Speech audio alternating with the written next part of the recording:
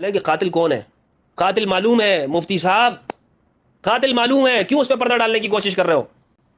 اور میں آپ کو بتاتا چلوں کہ وہ قاتل ایسا ہے کہ اس کو بھی فخر کرنا چاہیے کہ عمار کو شہید کر کے وہ بھی ایک جنت ایک ثواب اس کو ملا۔ پھر معاویہ کا اپنا اعتراف، اسی پورا جملہ پڑھو نا، پورا جملہ یہ ہے کہ علی اگر اس کو لا کر ہمارے نیزوں کے درمیان میں نہ ڈالتے تو عمار نہ مرتے، شہید نہ ہوتے، قتل نہ ہوتے۔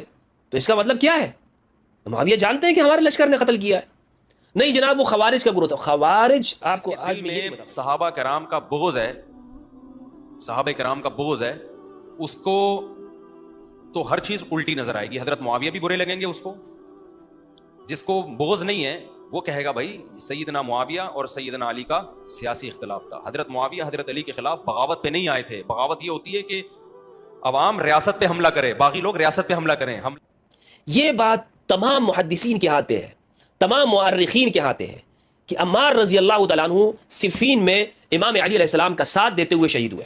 حملے میں پہل سیدنا علی نے کی تھی، حضرت معاویہ نے تھوڑی کی تھی، انہوں نے تو اپنا دفاع کیا ہے۔ حملے میں پہل سیدنا علی نے کی تھی، حضرت معاویہ نے تھوڑی کی تھی، انہوں نے تو اپنا دفاع کیا ہے۔ اور ان کا مطالبہ بذات خود تو جائز تھا کہ سیدنا عثمان کے قاتلوں کا حساب لو، بھائی ہم ان کے خاندان کے لوگ ہیں۔ فقط جعلنا لولیہ سلطانا، اللہ کہتے ہیں ہم نے جو ولی ہے مقتول کے اس کو قدرت دی ہے، وہ قصاص لے سکتا ہے، تو ہمیں اللہ نے یہ رائٹ دیا ہے، تو حکومت پہ دباؤ ڈالنے کے لیے بذات خود یہ جائز مطالبہ ہے، اس میں نہ حکومت کی کرسی مقصد ہے نہ لالچ مقصد ہے۔ دوسری طرف سیدنا علی کا مطالبہ یہ تھا بھائی میرے پاس طاقت نہیں ہے قاتلوں کو قصاص لینے کی، اور اگر میں نے آپ کو ایسے ہی چھوڑ دیا تو امت دو ٹکڑے میں بٹ سکتی ہے، تو آپ کو تلوار کی زور سے ہم بیعت پر مجبور کریں گے۔ یہ ایک سیاسی اختلاف ہے، اس میں کسی کا مقصد برا نہیں ہے۔ ایک سیاسی اختلاف ہے، اس میں کسی کا مقصد برا نہیں ہے۔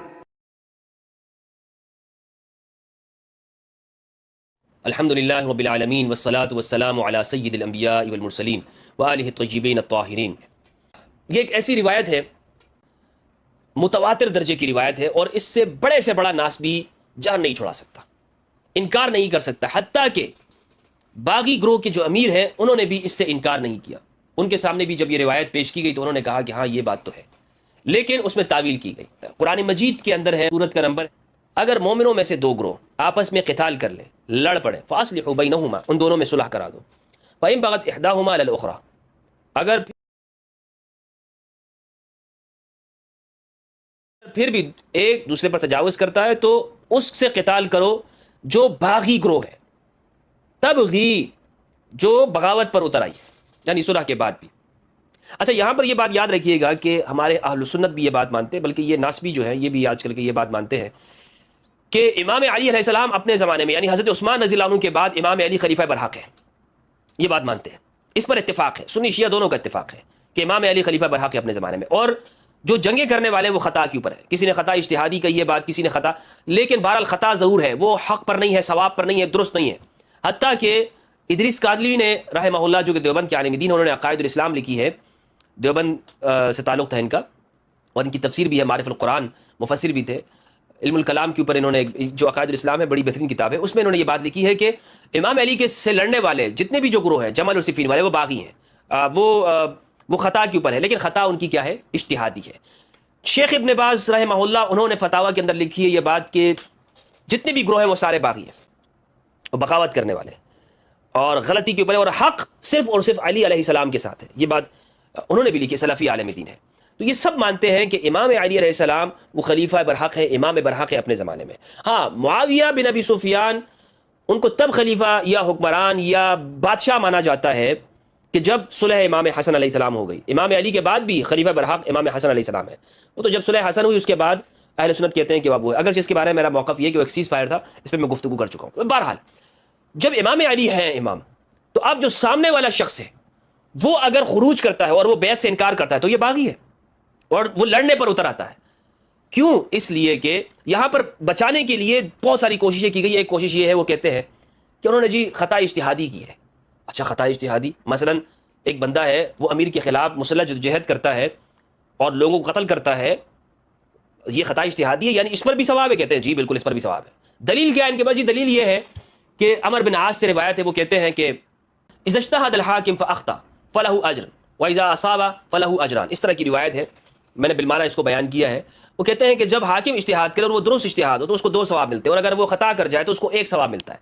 تو معاویہ نے چونکہ اجتہاد کیا، لیکن اجتہاد میں وہ خطا پر تھے، لیکن بہرحال وہ گناہگار نہیں ہوئے، ان کو پھر بھی ثواب ملا، وہ ساری جنگ کے اوپر معاویہ بن ابی سفیان کو پھر بھی ثواب ہے. یہ جو روایت ہے نا، اس کا جواب یہ اول تو یہ عمر بن عاص سے مروی ہے، اور عمر بن عاص خود اس الفیہ باغیہ کے کمانڈر ہیں، تو یہ روایت اس کو بیان کرے. لیکن بہرحال اگر ہم اس کو صحیح بھی مان لیتے ہیں اس روایت کو، تو اس روایت کا جواب یہ ہے کہ جس وقت معاویہ نے امام علی علیہ السلام کے خلاف بغاوت کی ہے، تو اس وقت امام علی علیہ السلام کے خلاف جب وہ بغاوت کر رہے ہیں وہ حاکم نہیں ہے، مسلح جو انہوں نے بغاوت کر رہے ہیں وہ حاکم نہیں ہے اس وقت میں وہ ایک عام فرد کی حیثیت سے ہیں، تو ان کا اجتہاد قابل قبول نہیں ہے. یہ جو روایتیں یہ ساری کی ساری حاکم سے متعلق ہے، یعنی امام علی علیہ السلام کے بارے میں تو ہو سکتی ہیں، یہ معاویہ بن ابی سفیان کے اوپر یہ روایت فٹ نہیں آتی، لہٰذا تمہاری یہ بات درست نہیں ہے. تو یہ جو خطا اجتہادی کی بات کرتے ہیں اس کا تو میں نے بالکل قبر میں دفنا دیا ہے اس استدلال کو ان کے، کہ یہ بنتی نہیں ہے یہاں پر یہ بات، بلکہ یہ کس سے متعلق ہے؟ یہ حاکم سے متعلق، اور معاویہ اس وقت میں حاکم نہیں تھے، لہٰذا کوئی اور دلیل ڈھونڈ کے لاؤ تم اپنے لیے. یہ خطا اجتہادی کا تم نے جو ترانہ اور لن ترانیاں جو بنائی ہوئی تھی، ان سب کو انشاءاللہ میں نے دفن کر دیا ہے تمہارے لیے. اچھا، اب روایت ہے، آیت میں نے آپ کے سامنے پیش کر دی، بخاری کی روایت ہے، مسلم کے اندر بھی موجود ہے، اور یہ روایت متواتر درجے کی ہے. متواتر وہ روایت ہوتی ہے کہ جس کا حکم قرآن کی آیت کی طرح ہوتا ہے، اور اس کو جلال الدین سیوطی رحمہ اللہ نے الاذہار المتناثرہ وغیرہ کتابوں کے اندر اس کو ذکر کیا. متواتر ہے، اس کا کوئی انکار نہیں کر سکتا، بلکہ ذہبی نے، ابن حجر اسقلانی نے، اور ابن عبد البر رحمہ اللہ نے، بہت تمام جو اہل سنت والجماعت کے جلیل القدر ائمہ ہیں، انہوں نے یہ بات کہی ہے کہ یہ متواتر روایت ہے. اور روایت کون سی روایت ہے؟ صحیح بخاری کی روایت کا نمبر ہے 447 اور 2812، یہ بخاری کی روایت کا نمبر ہے. اچھا ایک اور یہ بھی کہا جاتا ہے جناب، یہ جو باغی گروہ ہے نا جو اس روایت کے اندر ہے، یہ وہ نہیں ہے کہ جو معاویہ کا گروہ ہے، بلکہ یہ وہ گروہ ہے کہ جنہوں نے حضرت عثمان رضی اللہ تعالیٰ عنہ کو شہید کیا تھا. مجھے ان کی باتوں کے اوپر بہت ہنسی آتی ہے، یقین کریں، مقام تو سنجیدگی کا ہے، یہ سنجیدہ رہنے کا، لیکن یہ کتنی تعویلات کرتے ہیں. وہ ایک ناسبی کو میں سن رہا تھا، وہ ناسبی صاحب یہ کہہ رہے تھے کہ جناب یہ امام حسین کو یزید نے تھوڑی شہید کیا، وہ تو رستے میں جا رہے تھے، بس واقعہ ہو گیا، شہید ہو گئے، ختم. مطلب یزید کا کوئی حکم نہیں تھا، یزید اس میں کوئی شامل نہیں ہے. یزید ان کا پتہ نہیں کوئی کیا اس کے ساتھ بزنس ان لوگوں نے رکھے ہیں، کون سا اس کے ساتھ ایسا تعلق جڑا ہوا ہے کہ یزید کے ساتھ چمٹے ہوئے ہیں. اور میں نے آپ کو بتایا، پچھلی ویڈیو میں نے بتایا تھا 12 خلفاء والی میں، کہ یہ یزید کو امیر المومنین مانتے ہیں. اور یہ کوئی بھی مولوی اگر یہ پیچھے چھپنے کی کوشش کرے نا، اور یزید لعنتی تھا، یہ تھا، مکار تھا، اس کو کہے کہ لعنت ہو اس بندے کے اوپر جو جھوٹ بولتا ہے. تمہاری کتابوں کے اندر لکھا ہوا ہے کہ یزید امیر المومنین ہے، یزید خلیفہ ہے، یزید حکمران ہے، بلکہ 12 خلفاء جنہوں نے دین کو قائم کرنا ہے ان میں سے ایک یزید بن معاویہ ہے. تو تم کیسے آج اس کو لعنتی کہہ رہے ہو اور اپنی جان چھڑانے کی کوشش کر رہے ہو؟ تو لہٰذا جو لوگ یزید کے زیادہ قریب ہے نا، میرے نزدیک وہ صحیح ہے، یعنی صحیح سے مراد یہ کہ وہ اپنے موقف کے اوپر قائم ہے. اور جو لوگ تعویلیں کرتے ہیں نا، یزید کو بھی برا کہہ رہے ہوتے ہیں، ادھر امام حسین کے ساتھ بھی ہوتے ہیں، اور ادھر سے پھر یہ بنو امیہ کی اور طلقاء کی تعریفیں بھی کرتے ہیں، یہ جھوٹے لوگ ہوتے ہیں. یہ ان سے بچ کے رہیے گا. بالکل 2 جمع 2 4 والا ہو جانا چاہیے، یا تو بالکل کافر اور یا مسلمان، درمیان والا کوئی ایسا نہیں ہے کہ جناب نہیں میں یہ بھی ہوں اور وہ بھی ہوں، ایسا کچھ نہیں ہوتا. صحیح بخاری کی روایت ہے 447 اور 2812.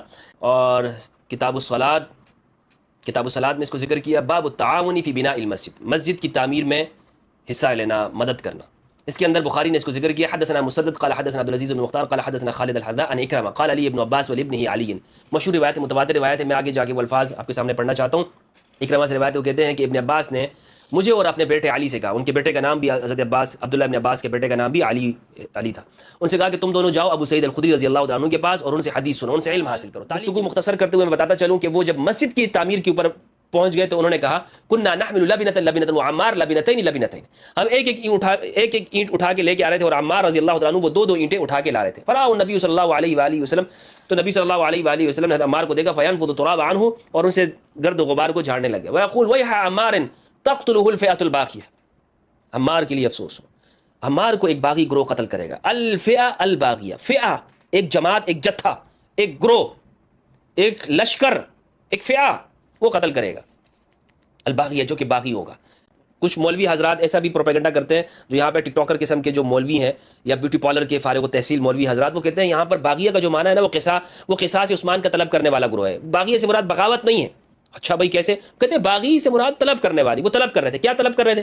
قصاص عثمان. تو میں ان کو یہ بات کہتا ہوں کہ جناب قصاص عثمان کا طلب کرنا یہ کوئی مذمت والا کام نہیں، یہ تو اچھا کام ہے قصاص عثمان کو مانگنا. لیکن اس حدیث پر تمہاری یہ جو تحریف ہے نا یہ کام نہیں آئے گی. کیسے جناب؟ اس طرح کے حدیث کے آگے الفاظ بھی پڑھو. حدیث کے اندر یہ ہے یدعوہم الی الجنۃ ویدعونہ الی النار، عمار ان کو جنت کی جانب بلا رہے ہوں گے اور وہ عمار کو جہنم کی دعوت دے رہے ہوں گے. اگر باغیہ سے مراد قصاص عثمان طلب کرنے والا گروہ ہے تو وہ کیا یہ کام صرف جہنم کی طرف بلانے والا ہے؟ تو کچھ بھی آپ کر لیں، اس حدیث سے آپ لوگ جان نہیں چھڑا سکتے۔ تو بہرحال اس حدیث سے یہ بات طے ہوئی کہ عمار کو باغی گروہ قتل کرے گا۔ اور عمار رضی اللہ عنہ جب بھی یہ حدیث بیان کرتے ہوئے کہا کرتے تھے اعوذ باللہ من الفتن، میں فتنوں سے اللہ کی پناہ مانگتا ہوں۔ یہ بات تمام محدثین کے ہاتھ ہے، تمام مؤرخین کے ہاتھ ہے کہ عمار رضی اللہ تعالیٰ عنہ صفین میں امام علی علیہ السلام کا ساتھ دیتے ہوئے شہید ہوئے، اور صحابہ کرام رضوان اللہ علیہم وہ عمار کی اقتداء کرتے تھے، وہ دیکھتے تھے کہ عمار کس جانب جا رہے ہیں، عمار ان کے، کیونکہ انہوں نے سنا ہوا تھا، اور یہ بات اتنی متواتر ہے، اتنی متواتر ہے، ہر صحابی اس زمانے میں یہ دیکھتا تھا کہ عمار کیا کر رہے ہیں، یعنی عمار ان کے لیے، کیونکہ عمار کے بارے میں تو یہ پیشن گوئی تھی، یہ پیشن گوئی نہیں بلکہ یہ خبر تھی رسول اللہ صلی اللہ علیہ وآلہ وسلم کی علوم غیب میں سے، جس طرح ابن حجر اسقلانی رحمہ اللہ نے کہا ہے کہ یہ معالم الغیب ہے، کہ غیب کی وہ خبریں ہیں جو رسول اللہ نے ارشاد فرمائی ہیں کہ عمار کو باغی گروہ قتل کرے گا۔ اب صحابہ دیکھتے تھے کہ عمار کدھر جا رہے ہیں، کس کی جانب ہیں، علی علیہ السلام کے ساتھ ہیں، معاویہ کی طرف ہے، کس طرف ہے؟ تو عمار رضی اللہ تعالیٰ عنہ السابقون الاولون میں سے ہیں، بدری صحابی ہیں، سب سے پہلے وہ صحابی ہیں کہ جن کے بارے میں کہا جاتا ہے جو نقباء ہیں رسول اللہ صلی اللہ علیہ وآلہ وسلم کے، ابو ذر غفاری، مقداد اور عمار، یہ نقباء ہیں رسول کے، جس طرح بنی اسرائیل کے نقباء ہوتے تھے، سفیر ہوتے تھے، اسلام کا جو سفیر ہے وہ عمار بن یاسر رضی اللہ تعالیٰ عنہ ہے۔ تو وہ عمار کہاں ہے؟ وہ عمار علی علیہ السلام کے ساتھ ہے، لڑ رہا ہے علی علیہ السلام کے لیے۔ اور اس روایت کے جو یہ الفاظ ہے کہ عمار ان کو جنت کی جانب بلا رہے ہوں گے اور وہ عمار کو جہنم کی جانب، علی علیہ السلام کی اطاعت، فرما برداری، یہ جنت کی طرف جانا ہے، بلکہ علی کی اطاعت، علی کی پیروی، یہ اللہ کی پیروی ہے۔ اور عمار بن یاسر جنگ کے میدان میں، جمل میں بھی، صفین میں بھی لوگوں کو یہ کہا کرتے تھے کہ تم علی کی پیروی کرتے ہو، اللہ کی اطاعت کر رہے ہو، یا عائشہ رضی اللہ عنہ کی اطاعت کرنا چاہتے ہو؟ وہ مومنوں کی ماں ہے، بالکل یہ بات درست ہے، لیکن علی کی اطاعت سے خبردار نہ نکلنا، ان کا احترام اپنی جگہ پر ہے، وہ امہات المومنین میں سے، لیکن علی کی اطاعت یہ اللہ کی اطاعت ہے، علی کے ساتھ دو اور علی کے ساتھ مل کے لڑو۔ تو بہرحال یہ جو روایت میں نے آپ کے سامنے بیان کی بخاری کے اندر ہے، اسی طرح ابو سعید خدری رضی اللہ تعالیٰ عنہ، ام المؤمنین ام سلمہ رضی اللہ تعالیٰ عنہ، ابو ہریرہ، عمر بن العاص، عبداللہ ابن عمر بن العاص، حذیفہ بن الیمان، ابو ذر، جابر بن عبداللہ، عبداللہ ابن عباس، صحابہ جلیل القدر صحابہ کرام سے یہ روایت مروی ہے، بلکہ خود معاویہ بن ابی سفیان بھی اس روایت کے گواہ ہیں۔ یہ عمار وَيْحَ عَمَّارٍ تَقْتُلُكَ الْفِئَةُ الْبَاغِيَةُ تَقْتُلُهُ الْفِئَةُ الْبَاغِيَةُ، عمار يدعوهم الى الجنة ويدعونه الى النار۔ اس روایت کا ایک راوی معاویہ بن ابی سفیان بھی ہے۔ ذہبی رحمہ اللہ نے لکھا ہے کہ جب یہ ابو الغادی سر لے کر آیا نا عمار بن یاسر رضی اللہ عنہ کا، تو عبداللہ ابن عمر بن عاص نے وہاں پر حدیث پڑھی، کہا افسوس یہ تم نے کیا کیا؟ اس نے کہا کہ عمار کا سر ہے، اور اس نے وجہ بتائی، ابو الغادی آگے میں آپ کو بتاتا ہوں۔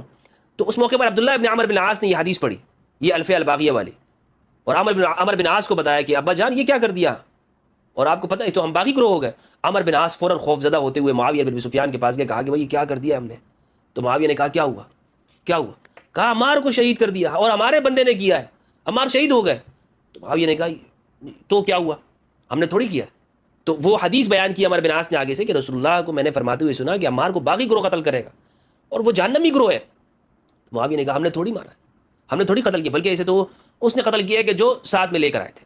اچھا اب یہاں پر ناسپی کیا کہتے ہیں، دیکھیں وہ بات تو صحیح کر رہے تھے کہ علی علیہ السلام اگر عمار کو لے کر نہ آتے تو وہ قتل ہی نہ ہوتے۔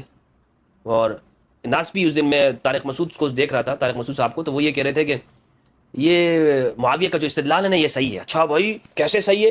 بولتے ہیں یہ اس طرح صحیح ہے کہ لوگ جو ہے نا وہ معلوم نہیں ہے، قاتل نامعلوم ہے۔ یہ ہمیشہ ان کا وتیرہ رہا ہے، یہ جو حکمران طبقے کے جو مولوی ہیں نا، جو قاتلین سے ملے ہوئے ہوتے ہیں، ان کا طریقہ یہی ہے کہ یہ اہل البیت کے ماننے والوں کو جب قتل کر دیا جاتا ہے تو یہ کہتے ہیں نامعلوم، پتہ نہیں ہے، مار دیا گیا، شہید کر دیا گیا، قاتل نہیں معلوم۔ تو طارق مسعود صاحب نے بڑی ایک تعجب خیز بات کہی کہ وہ کہہ رہے کہ معاویہ نے جو یہاں پر یہ بات کہی تھی یہ درست کہی تھی۔ کیسے درست کہی تھی؟ کہ اس کو تو علی قتل کیا، اگر علی ان کو نہ لے کر آتے تو یہ قتل ہی نہ ہوتے، اور لا کر ہمارے نیزوں کے درمیان میں ڈال دیا۔ اچھا وہ کہتے ہیں یہ استدلال ایسے درست ہے کہ وہ کچھ لوگ تھے نا وہ ملے ہوئے تھے، ہمارا کسی سے پھڈا ہو جائے اور ہم رستے میں جا رہے ہیں، اور پھر انہوں نے مثال بیان کی کہ بھائی میں وہ جہلم گیا تھا اور وہاں پہ پورا ایک کہانی انہوں نے بیان کی جو ان کی آپس میں ملی بھگت تھی، اس پہ زیادہ بات نہیں کرنا چاہتا۔ تو انہوں نے کہا کہ جناب اگر کوئی اور بندہ مار دیتا تو نام کسی اور کے اوپر آتا۔ بھائی بات یہ ہے کہ کسی اور کے اوپر تب آتا کہ جب قاتل نہ معلوم تھا، لیکن یہاں تو ہم آپ کو بتانے والے ہیں کہ قاتل کون ہے۔ قاتل معلوم ہے مفتی صاحب، قاتل معلوم ہے، کیوں اس پہ پردہ ڈالنے کی کوشش کر رہے ہو؟ اور میں آپ کو بتاتا چلوں کہ وہ قاتل ایسا ہے کہ اس کو بھی فخر کرنا چاہیے کہ عمار کو شہید کر کے وہ بھی ایک جنت، ایک ثواب اس کو ملا ہے۔ ہاں اس کو بھی ایک ثواب ملا ہے، کیونکہ صحابی ہے، اس نے اجتہاد کیا، اجتہاد میں خطا ہو گیا، اس کو بھی ثواب ملا ہے۔ تو قاتل یہاں نامعلوم نہیں ہے کہ آپ جو نامعلوم لوگوں کے کھاتے میں ڈالنا چاہ رہے ہیں نا مفتی صاحب، آپ جو یہ کوشش کرنا چاہ رہے ہیں، یہ پہلے زمانے میں آپ کی یہ کوششیں چل جایا کرتی تھی، لیکن ابھی آپ کی یہ کوششیں چلنے والی نہیں ہیں۔ پھر بہانے تراشنے کی کوشش ہوتی ہے کہ جناب دیکھو وہ تو ایسے تھا، اگر کوئی بندہ کر دیتا تو کیا ہوتا کوئی کیا فرق، کسی نام کسی اور پہ چلا جائے گا۔ بھائی وہ تب ہے کہ جب قاتل نہ معلوم۔ پھر معاویہ کا اپنا اعتراف، اسی پورا جملہ پڑھو نا، پورا جملہ یہ ہے کہ علی اگر اس کو لا کر ہمارے نیزوں کے درمیان میں نہ ڈالتے تو عمار نہ مرتے، شہید نہ ہوتے، قتل نہ ہوتے۔ تو اس کا مطلب کیا ہے؟ معاویہ جانتے ہیں کہ ہمارے لشکر نے قتل کیا ہے؟ نہیں جناب، وہ خوارج کا گروہ تھا۔ خوارج، آپ کو آج میں یہ بھی بتاتا چلوں کہ خوارج، یہ جو کہتے ہیں نا خارجی گروہ، خوارج لیلۃ الحریر کے بعد پیدا ہوا ہے، جب مصاحف کو نیزوں کے اوپر رفع کیا گیا، اٹھایا گیا، بلند کیا گیا۔ اور لیلۃ الحریر یعنی عمار بن یاسر رضی اللہ تعالیٰ عنہ کی شہادت کے جو تھی بڑی خطرناک جو رات ہے، لیلۃ الحریر اس کو کہا جاتا ہے۔